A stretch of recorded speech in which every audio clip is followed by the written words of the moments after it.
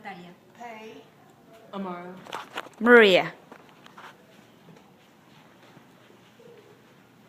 Good evening. Thank you all for joining me tonight as we discuss an issue affecting the health of our youth. The tobacco industry is back with a vengeance. They have a cool new product called an electronic cigarette that has attracted the attention of 1.78 million of our youth. This product needs to be regulated the same as a traditional cigarette and subject to the same laws, rules, and regulations. This product is not a safe alternative, disrupts our ability to make an individual choice, and stifles ongoing public health efforts. As we begin our discussion, I call your attention to the fact that electronic cigarettes are not a safe alternative.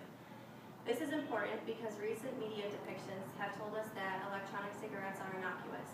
However, research conducted by the Mayo Clinic has found that electronic cigarettes contain just as much, if not more, nicotine than the traditional cigarette. The Mayo Clinic also tells us that nicotine use alters brain development, disrupts bone growth, and causes liver and heart disease. Furthermore, nicotine is a highly addictive substance. This product leads to things like relationship tension, anxiety, and depression in youth, especially when started at such a young age. Secondly, these products, as funded by the American Cancer Society, contain carcinogens. It was found that these products contain formaldehyde, which is used to preserve dead bodies, rat poison, and antifreeze. Second, I draw your attention to these ads, which bring me to the reason that electronic cigarettes disrupt our ability to make an individual choice. This first ad is a traditional cigarette ad and looks slightly dated because, as we know, these type of ads are now illegal. The second is an electronic cigarette ad. I want you to look closely at these ads and think about a few things. First, do you see any parallels that can be drawn? Perhaps the feeling that smoking this product might make you more attractive or hip, cool, and trendy. Also put yourself in the shoes of an 11 to 16-year-old walking to school. If you see this ad, do you think you have the ability to make an informed and educated decision on your own? These are examples of coercion and what make the electronic cigarette and tobacco industry so profitable. Evidence that these types of ads work is in the 1.78 million students that tried this product in 2012. Evidence tells us that if nothing is done, this number is only going to double next year.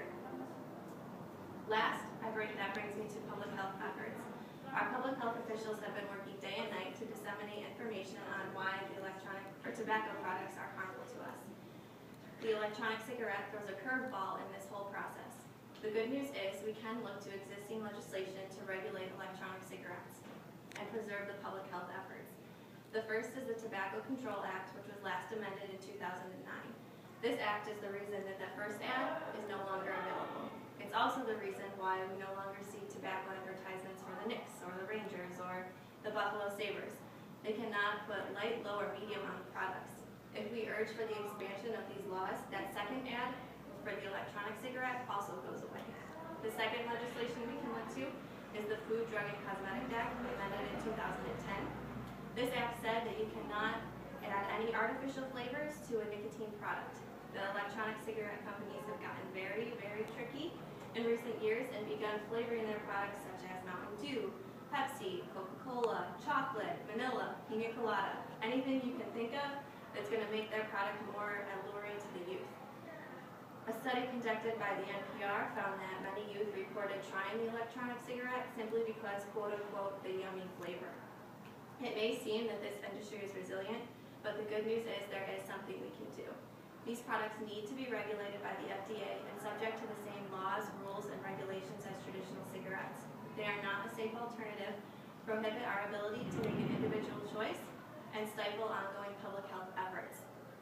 The first step that we can take is what you all are doing here tonight by being here.